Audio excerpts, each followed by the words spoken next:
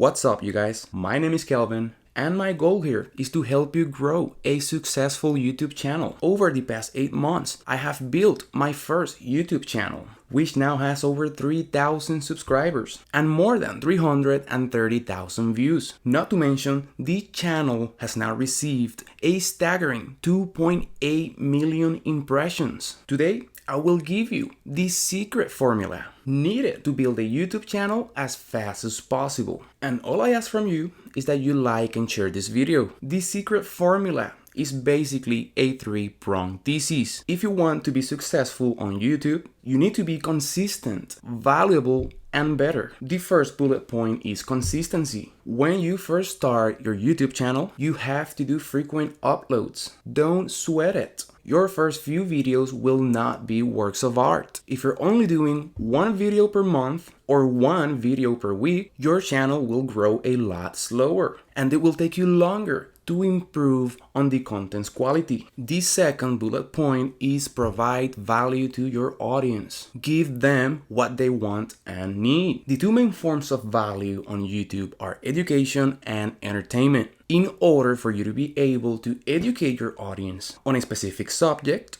you only need to be one step ahead of them. And this is how you create content with educational value.